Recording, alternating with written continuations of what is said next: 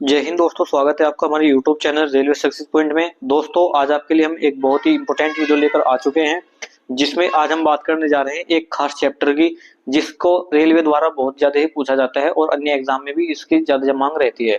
तो इस चैप्टर का नाम है आपका पॉलीगन यानी कि बहुभुज।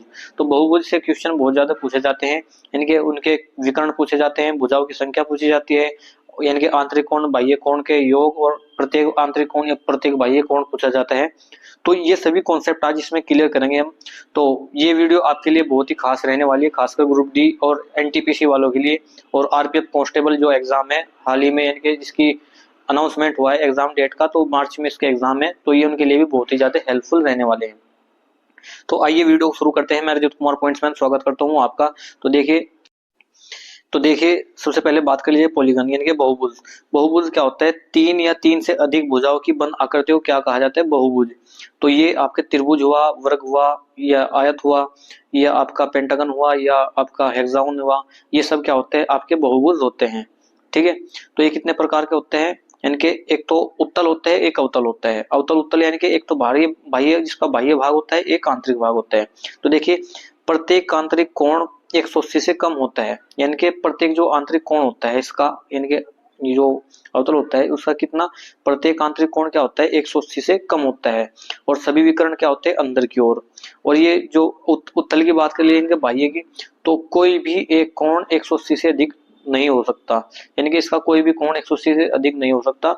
कोई एक या अधिक विकर्ण बाहर होगा, यानी कि एक या एक से अधिक इसका विकर्ण बाहर होना ही होना है। ठीक है। तो अब बात कर ली जाए नियमित, यानी कि जो आपका रेगुलर पॉलीगन है, यानी कि नियमित बहुभुज है, तो हमेशा एक उत्तल बहुभुज होता है। उत्तल मतलब जिसके बाहर यानी कि होते हैं। तो देखिए प्रत्येक भुजा क्या होगी? इसकी बराबर होगी। प्रत्येक आंतरिक कोण और बाह्य कोण क्या होंगे? बराबर होंगे। प्रत्येक भुजा बराबर होगी, प्रत्येक आंतरिक कोण और बाह्य कोण बराबर होंगे। अब देखिए इसमें भुजा कितनी होती है? तो भुजा इसमें 6 भुजा होती है, और 6 ही शीर्ष होते हैं। और आंतरिक कोण कितने होते हैं? यानी कि इसमें आंतरिक कोण होते हैं 6, और 6 ही इसमें क्या होते हैं? बाह्य कोण होते हैं। ठीक है। अब देखिए इसने कहा है कि n भुजाओं वाले बहुभुज में n शीर्ष और n आंतरिक कोण और n बाह्य कोण होते हैं। ठीक है। कितने होते हैं? n बाह्य वो कोण होंगे, और n आंतरिक कोण होंगे, और n ही उसके शीर्ष होंगे। तो देखिए सब उसके बाद इसने क्या कहा है कि n भुजाओं वाले बहुभुज के सभी आंतरिक कोणों के योग के लिए फॉर्मूला। तो ये क्या होगा? फॉर्मूला n-2 इंटू 180 क्या होता है? n-2 into 180। तो ये किसके लिए है? सभी आंतरिक कोणों के योग के लिए। ये है सभी आंतरिक कोणों के योग के लिए। और जब हम प्रत्येक का करते हैं तो उसमें क्या करते हैं? n का भाग दे देते हैं। ठीक है। तो एग्जाम्पल के साथ इसमें समझाया गया है कि यदि त्रिभुज की बात कर ली जाए, ये हम पंचभुज की बात करते हैं, तो पंचभुजों में भुजाओं की संख्या कितनी होती है? भुजाओं की संख्या होती है 5। ठीक है। तो ये 5 माइनस 2 गुणा 180, तो 5 माइनस 2 गुणा 180, 5 में से 2 गया 3 गुणा 180, तो ये कितना होगा? 18 या 54। तो टोटल इसके जो यानी कि आंतरिक कोणों का योग होगा वो कितना होगा? 540 होगा। ठीक है। तो इस प्रकार ये इसमें होता है। ठीक है। अब देखिए जब इसमें प्रत्येक आंतरिक कोण की बात कर ली जाए, जैसे इसकी बात कर लिया तो 1 2 3 4 5, ये पंच बहुभुज है। इसके यानी कि आंतरिक कोणों को योग कितना आया? 540। यदि प्रत्येक आंतरिक कोण की बात कर ली जाए, प्रत्येक आंतरिक कोण की, तो 540 को हम भाग दे देंगे जितनी इसकी भुजाएं हैं, यानी कि 5 से इसको भाग दे देंगे। तो 5 से भाग देंगे तब कितना आएगा? 5 कम 5 और 5 अट्ठे 40, यानी कि 108 डिग्री इसका प्रत्येक कोण होगा। ठीक है।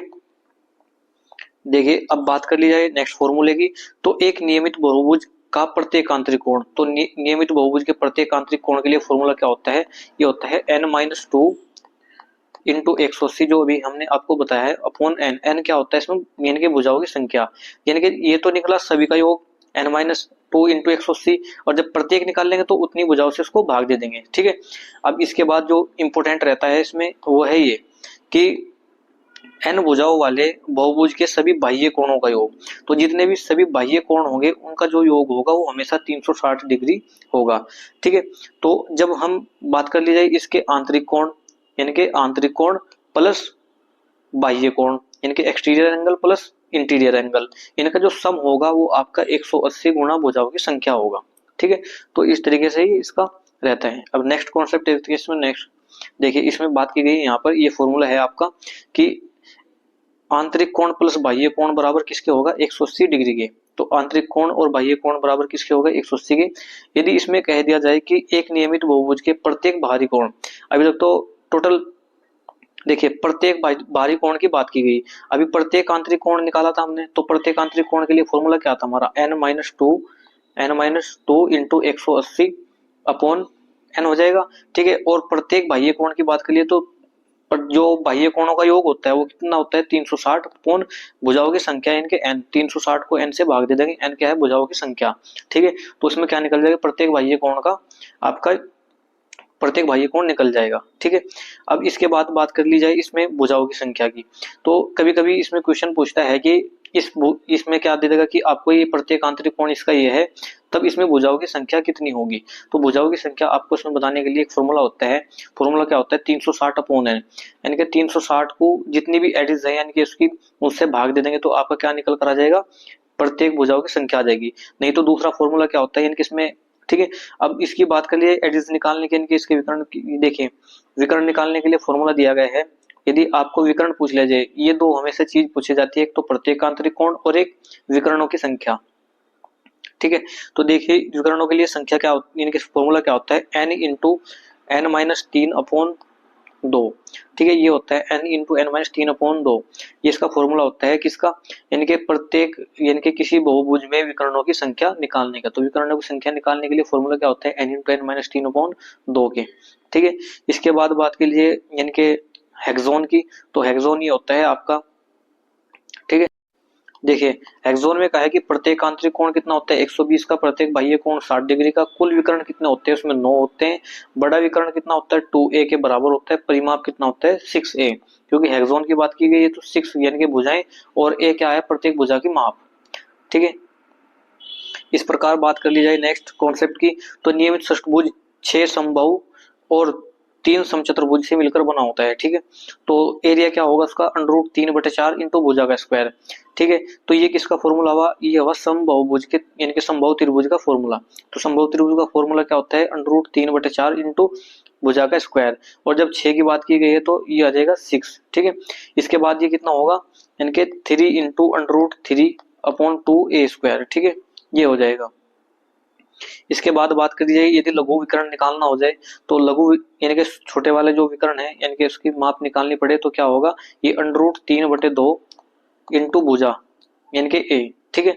तो ये होगा यानी कि छोटा निकालने के लिए।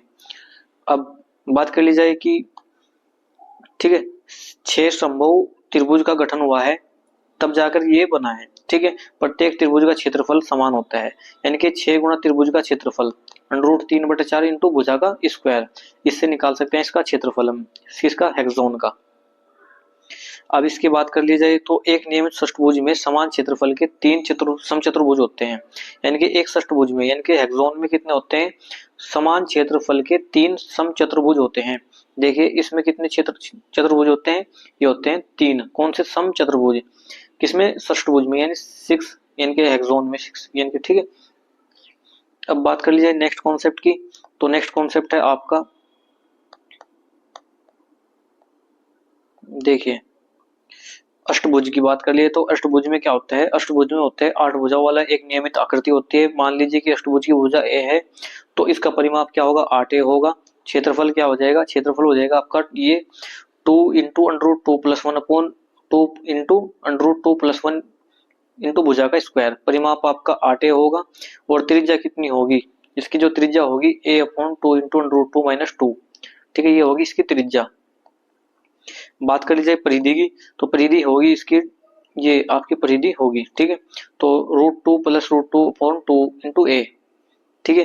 प्रत्येक आंतरिक कोण की बात कर लीजिए तो प्रत्येक आंतरिक कोण कितना होगा 135 डिग्री। अब 135 डिग्री कैसे निकला, यानी कि n-2/n इंटू 180, इस फॉर्मूले से। जैसे हम ये आपका अष्टभुज है तो भुजा की संख्या कितनी हुई 8, तो 8-2/8 गुणा 180, ठीक है। तो 8 में से 2 गया कितना बचा 6/8 गुणा 180, तो 2 से काटेंगे 2 × 6 2 × 8, 4 से काटेंगे 4 × 16 4 × 20 और 45 कितना हो गया आपका 135।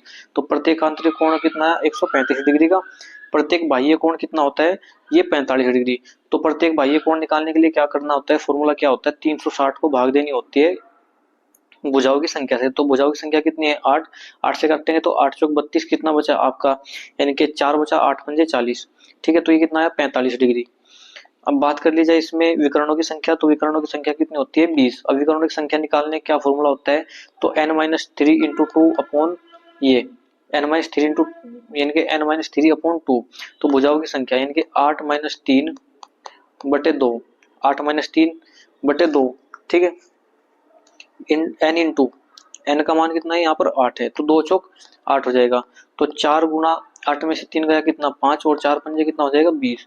तो भुजा यानी कि विकर्णों की संख्या कितनी आ गई? 20। ठीक है, अब नेक्स्ट देखिए दोस्तों, इसमें हमने अभी तक की ये आपको यानी कि इसके फॉर्मूले बताए कि यदि आपके लिए एक पॉलीगॉन की बात कर ली जाए जिसमें आपको पूछा जाए कि इसकी भुजाओं की संख्या कितनी है, इसके विकर्णों की संख्या कितनी है, या इसका प्रत्येक आंतरिक कोण, प्रत्येक बाह्य कोण, तो टोटल हमने इसमें आपको 4 से 5 फॉर्मूले बताए हैं। आप इनको करें तो ये आपको जो वीडियो है ये आपके लिए बहुत ही हेल्पफुल रह सकती है। नेक्स्ट वीडियो हम जल्द ही आपके लिए लेकर आएंगे जिसमें हम बात करेंगे आपके यानी कि इसकी सांख्यिकी की, यानी कि स्टैटिक्स की बात करेंगे। ठीक है, तो वीडियो कैसी लगी कमेंट में जरूर बताएं। धन्यवाद।